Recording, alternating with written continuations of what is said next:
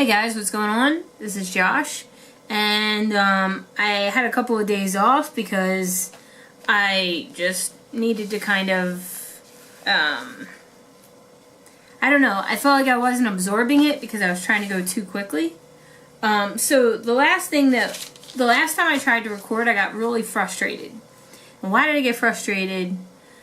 I guess because I feel like I was trying to read so fast through it that I actually was just like getting stressed.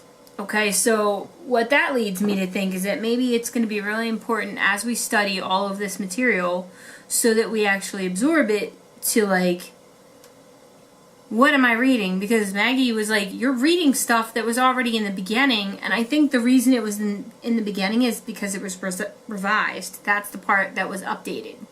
And there are parts, okay, so where we left off is right after the table of contents. After you get to this, it's kind of like the banner page, like, oh, this is, you know, the start. So, and it looks like this was started, like this was first made in 2005 and updated July 2014. And then, you know, everything that we read in the beginning, that was like updated. Maybe the wording was changed a little bit. I don't know. But so now when I'm looking through it and I'm seeing page 1.1, section 1, we already covered this stuff. We don't have to cover it again. At least I don't think so. But of course you're welcome to do so if you feel like you need to. Where I felt like we needed to pick back up is on section 1, introduction, version, July 2014, page 1-6. And that's for the International Registration Plan, the International Fuel Tax Agreement. Oh, dag, I didn't start the thing. That's not helpful. I've been timing it on my watch so that we don't run out of time, but I forgot to push the button. Okay, so this is actually in one of the practice questions. Wasn't it? You found it somewhere? So I feel like it's worth making sure that we know about it. Okay, so it's 1.5, and then it says, if you operate a CDL required vehicle in interstate commerce, the vehicle, with few exceptions, is required to be registered under the International Registration Plan, IRP. And the way I finally thought about this, because Maggie made index cards for me and we were going over them, and I kept saying, what did I keep saying? International something? You could not remember the phrase. Yeah. But remember that when you're driving a car, it always needs to be registered. So maybe that'll help. And this is just an international registration plan. So that maybe is something that could help us remember it. It's called IRP and the International Fuel Tax Agreement, IFTA. These federally mandated programs provide for the equitable collection and distribution of vehicle license fees and motor fuels taxes for vehicles traveling throughout the 48 contiguous United States and 10 Canadian provinces. Under the IRP, jurisdictions must register apportioned vehicles, which includes issuing license plates and cab cards or proper credentials, calculate, collect, and distribute IRP fees, audit carriers for accuracy of reported distance and fees, and enforce IRP requirements. Registrant responsibilities under the plan include applying for IRP registration with base jurisdiction, providing proper documentation for registration, paying appropriate IRP registration fees, properly displaying registration credentials, and maintaining accurate distance records, and making records available for jurisdiction review. The basic concept behind IFTA or IFTA is to allow a licensee motor carrier to license in a base jurisdiction for the reporting and payment of motor fuel use taxes. I don't quite understand this because in my opinion, we already pay for fuel. Any taxes should be put into that fee, but apparently not. Under the IFTA, or IFTA, a licensee is issued one set of credentials which will authorize operations through all IFTA or IFTA member jurisdictions. The fuel use taxes collected pursuant to the IFTA are calculated based on the number of miles or kilometers traveled and the number of gallons or liters consumed in the member jurisdictions. The licensee files one quarterly tax return with the base jurisdiction by which the licensee will report all operations through all IFTA member jurisdictions. It is the base jurisdiction's responsibility to remit the taxes collected to other member jurisdictions and to represent the other member jurisdictions in the tax collection process, including the performance of audits. This is a little crazy. An IFTA licensee must retain records to support the information reported on the IFTA quarterly tax return. The IRP registrant and the IFTA licensee may be the vehicle owner or the vehicle operator.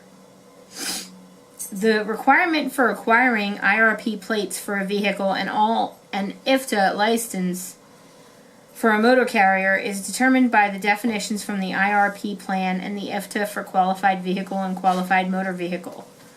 For purposes of IRP, this is kind of ridiculous. A qualified vehicle is, except as provided below, any power unit that is used or intended for use in 2 or more member jurisdictions and that is used for the transportations of persons for hire or designed, used, or maintained primarily for the transportation of property and has 2 axles and a gross vehicle weight or registered gross vehicle weight in excess of 26,000 pounds, or has 3 or more axles regardless of weight, or is used in combination with when the gross vehicle weight of such combination exceeds 26,000 pounds. This is making my head hurt. While similar, the qualified motor vehicle in IFTA means a motor vehicle used, designed, or maintained for transportation of persons or property and having 2 axles and a gross vehicle weight or registered gross vehicle weight exceeding 26,000 pounds, or is used in combination when the weight of such combination exceeds 26,000 pounds gross vehicle or registered gross vehicle weight. Qualified motor vehicle does not include recreational vehicles. I'm getting actually annoyed because, like, why do I need to know this? Why do I need to know this for my... Maybe this is, like, for the regular test, and maybe I would care if I were going to be driving for a company that was going to Canada, but I'm not, so I just feel like this is really overkill. And you know the thing that kills me about a lot of this stuff? And it sounds like I'm complaining, but really I'm just saying something that maybe potentially you could relate to, and I'm just like... If I were sitting with my study buddy, I would be saying this. This doesn't mean anything until I actively go and do something. Hey, babe. Can you give him some more kibble, please? He's out and he's, like, looking to the locked container. Yeah. Thank you.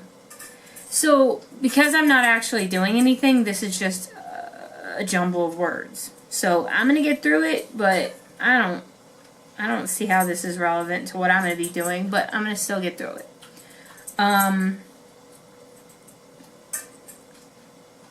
If the vehicle you operate is registered under IRP and you are a motor carrier licensed under IFTA, then you are required to comply with the mandatory record-keeping requirements for operating the vehicle. A universally accepted method of capturing the information is through the completion of an individual vehicle distance record. Sometimes, I think there's a typo. Sometimes referred to as a driver trip report. My nose is itchy. Thanks, babe.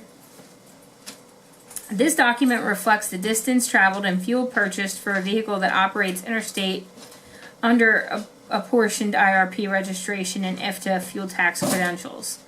Although the actual format of the IVDR may vary, the information that is required for proper record keeping does not.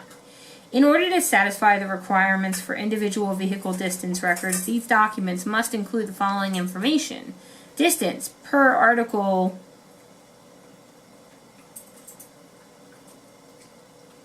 If it's IV, isn't that 6?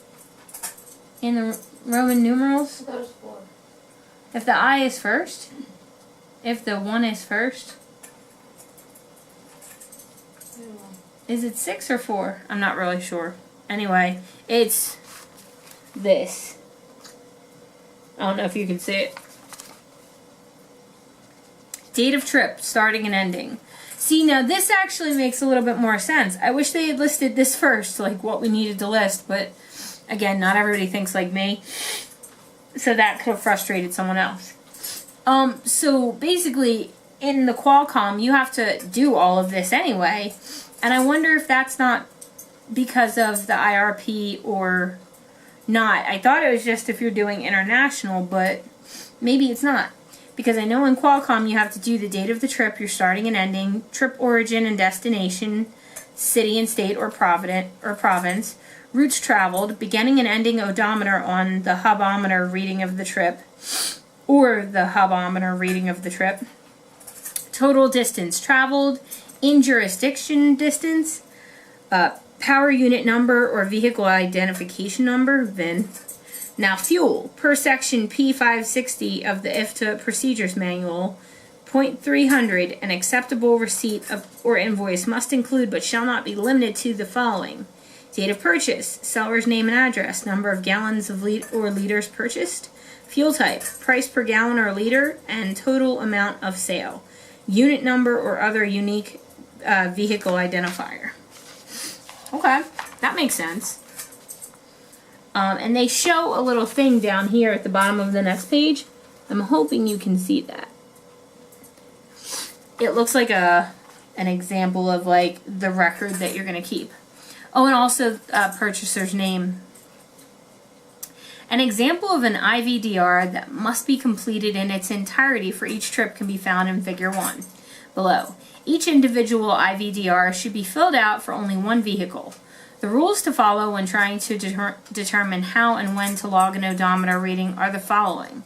At the beginning of the day, when leaving the state or province, at the end of the trip or day. Not only do the trips need to be logged, but the fuel purchases need to be documented as well. You must obtain a receipt for all fueling and include it with your complete IVDR. Make sure that any trips that you enter are always filled out in a descending order and that your trips include all state provinces that you traveled through on your route. There are different routes that a driver may take, and most of the miles may be within one state or province. Whether or not the distance you travel is primarily in one jurisdiction or spread among several jurisdictions, all information for the trip must be recorded. This includes the dates, the routes, odometer readings, and fuel purchases. I would just take pictures, because the one thing that I don't get is, how do they expect you to, you cross state lines many times on an interstate, and you can't, take a picture of your odometer. I mean, I guess you could, but, I don't know, that's weird to me. I wonder how that's going to need to be done, and I don't think that's something that I can just Google.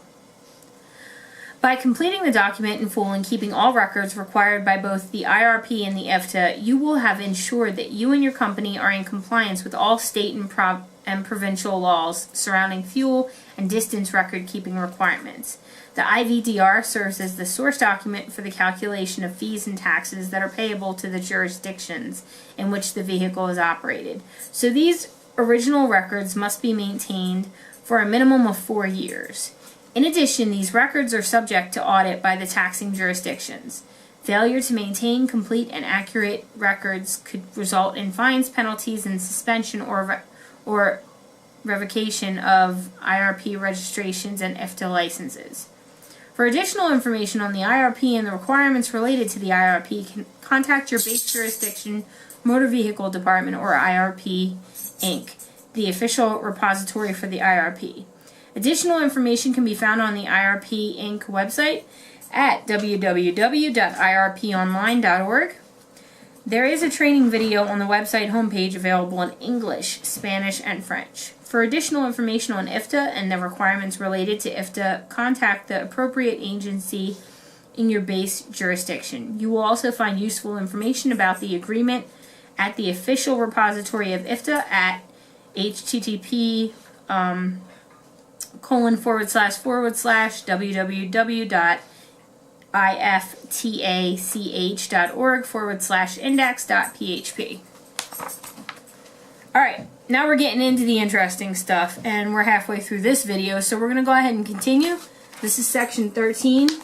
It looks like driving safely, and it looks like things that we have not covered, such as driving safely. This section covers vehicle inspection, basic control of your vehicle, shifting gears, seeing, communicating, space management, controlling your speed, seeing hazards, distracted driving, aggressive drivers, road rage, night driving and driver fatigue, driving in fog, winter driving, hot weather driving, railroad highway crossings, mountain driving, driving emergencies, anti-lock braking systems, skid control and recovery, accident procedures, fires, alcohol, other drugs, and driving.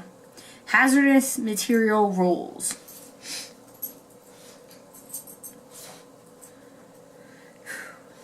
This section contains knowledge and safe driving information that all commercial drivers should know. You must pass the test on this information to get a CDL. This section does not have specific information on air brakes, combination vehicles, doubles, or passenger vehicles. While preparing for the vehicle inspection test, you must review the material in Section 11, in addition to the information in this section. This section does have basic information on hazmat, or hazardous materials that all drivers should know. If you need a hazmat endorsement, you should study Section 9. 2.1 Vehicle Inspection. 2.1.1 Why inspect? Safety is the most important reason you inspect your vehicle. Safety for yourself and for other road users. A vehicle defect found during an inspection could save you problems later. I didn't do that. No, Marvin's playing with his toy. You could have a breakdown on the road that will cost time and dollars, or even worse, a crash caused by the defect. Federal and state laws require that drivers inspect their vehicles. Federal and state inspectors also may inspect your vehicles. If they judge the vehicle to be unsafe, they will put it out of service until it is fixed. 2.1.2 Types of vehicle inspection. Vehicle inspection. A vehicle inspection will help you find problems that could cause a crash or breakdown. During a trip, for safety, you should watch gauges for signs of trouble. Use your senses to check for problems. Look, listen, smell, and feel. Check critical items when you stop. Tires, wheels and rims, brakes, lights and reflectors, brake and electrical connections to trailer coupling devices, and cargo securement devices. After trip inspection and report. You should do an after-trip inspection at the end of the trip, day, or tour of duty on each vehicle you operated. It may include filling out a vehicle condition report listing any problems you find. The inspection report helps a motor carrier know when the vehicle needs repairs. 2.1.3 What to look for. Tire problems. Too much or too little air pressure. Bad wear. You need at least, this is important, this is a question that they ask, and it will be something that you need to identify on the pre-trip inspection when you're going on your skills test. Bad wear. You need at least 4 32nd inch tread depth in every major groove on front tires. These are your drive tires. You need 2 32nd inch on other tires. No fabric should show through the tread or sidewall. The way that Ruby explains it in the link that's going to be in my pants. I realize I didn't introduce myself, but I'll get to that. I'll say that before the end. This is like video 6. They should know by now. Yeah, I mean, this is video 5, so you guys probably already know what it is. But there's a series of these, so if you're lost in the sauce a little bit, go back and look at the others. But, down in the description box, which I commonly call my pants, there's a link to a Wil-Trans pre-trip inspection done by Ruby. She's an instructor there. And she says a good way to remember it is, for any single tire that you have, you're going to be making sure it's 4 32nds for all of your tread depth. And for any double tires, it's 2 32nds for any of the tread. So that's a good rule of thumb to make sure that it has at least that much or more. You're looking for cuts or other damage, tread separation, dual tires that come in contact with each other, or parts of the vehicle. What is wrong? What? Come here. All right, come here. Are you okay? What's wrong?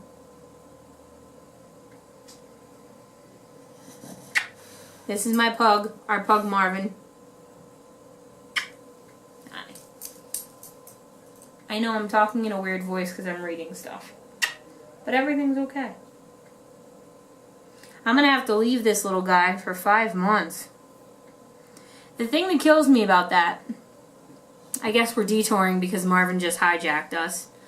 The thing that kills me about that is it's going to kill me to leave Maggie, but she understands. He's just going to think I died because dogs don't understand. Oh, and I've been a dog trainer and a behavior counselor for over a decade now. So I know this for a fact. I understand dog psychology, and that's why so many videos online you see soldiers coming home to their pets, and the pets are like, they act like someone just came back from the dead because to them that's what happened. When I go away, he's going to mourn for a little bit, and then he's going to focus all of his energy on Maggie because that's what pugs do. They're very much a one-person dog, but luckily he fell in love with her too.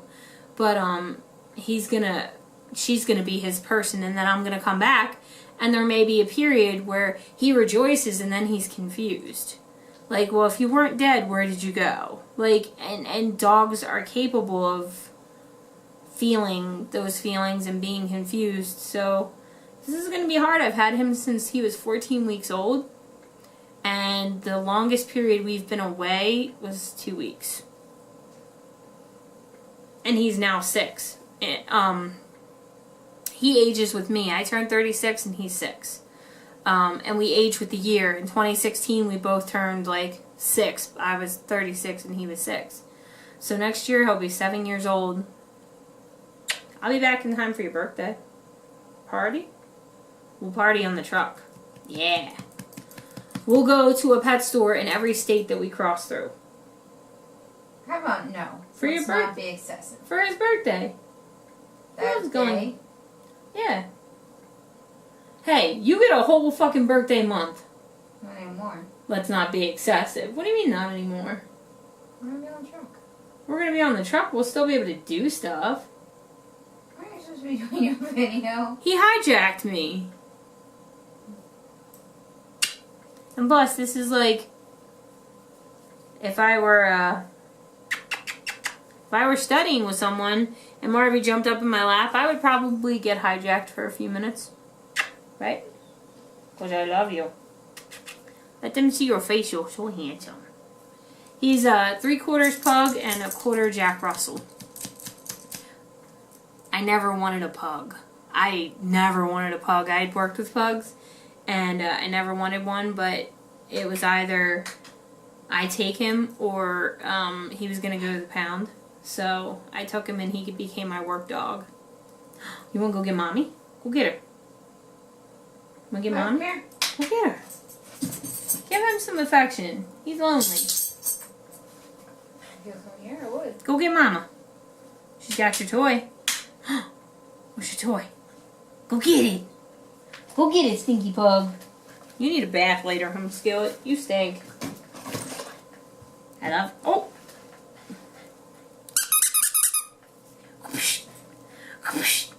Go get her.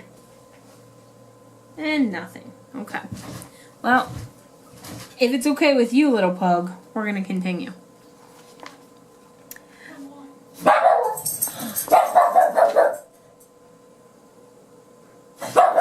You have the spray bottles. Hey! Marty, come! Oh, no. Oh, no, bad boy. Come here. Don't spray him now. I know. Because he's quiet now. But if he barks again. Sit. That's down, but I will take it. I think that's what he thinks down is because he always goes down when you give him that signal.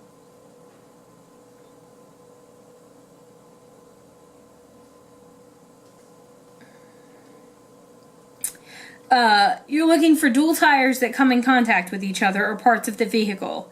Mismatched sizes in your tires. We've only got a couple minutes left. Radial and bias ply tires used together, cut or cracked valve stems, re-grooved, recapped, or retreaded tires on the front wheels of a bus are prohibited.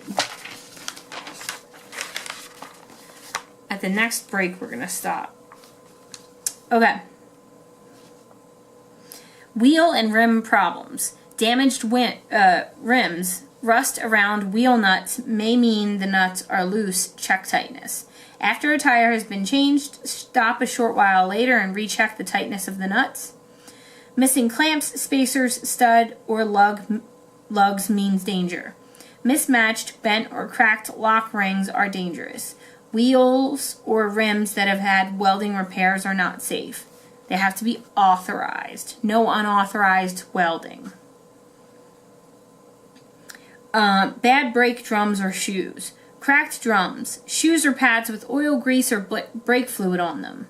If there's brake fluid on the drums or the shoes, you've got a problem. There's a leak or something. And if you don't have brake fluid, that's a huge problem. You don't stop. You don't stop, as Maggie so appropriately said.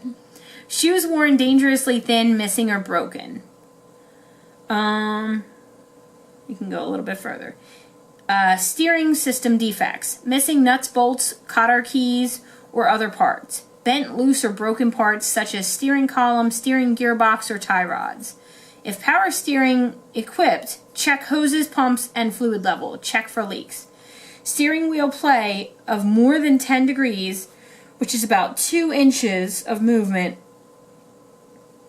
at the rim of a 20-inch steering wheel, can make it hard to steer. And most of the trucks that we will be driving should have power steering, because if it's rack and pinion, holy crap, that would be... It's difficult to drive a rack and pinion car when it's tiny. And imagine trying to harness a huge... Literally every truck that, like, pretty much any company drives is going to be a newer truck. Yeah. So it's going to have power steering. Yeah, you're Maybe probably... if you're a really crappy lease owner or whatever. And then don't buy a crappy truck. That would be insane. Yeah. And then this is the little figure that they show us. I hope you can see that. Okay. So we're going to stop this here. Yeah, we're going to stop this here so that we don't run out of time awkwardly. But essentially, if you're watching, if this is the first video you're watching, I'm going to make a playlist with all of the videos in them. Go start with the first one because we're going through the book, and anything redundant I'm kind of cutting out, but I'll let you know when I do that. But now we're getting into the meat and the potatoes, so this is the interesting part, but there's stuff in the previous videos that I know for a fact can be a question on the CLP test for your permit, so make sure that you're covering those as well. As I said, I am a rookie. I'm not trying to teach you guys anything. If I happen to know something is important from all of the videos and everything that I've been reading, I'll tell you, but I'm not trying to act like I know something. I'm a rookie and I'm just going into my apprenticeship. So, yeah, take that for what you will. I'm just trying to help myself and potentially someone else. So, well, thank you for watching, and we will see you in the next video, which I'm going to be recording right after this one. So, what do I say at the end of these videos? You know. I don't say anything. I've been making YouTube videos for like many years now, and I have a specific way that I open and close a video, and I haven't been doing that with these. So anyway, we'll see you guys in the next one. Thanks.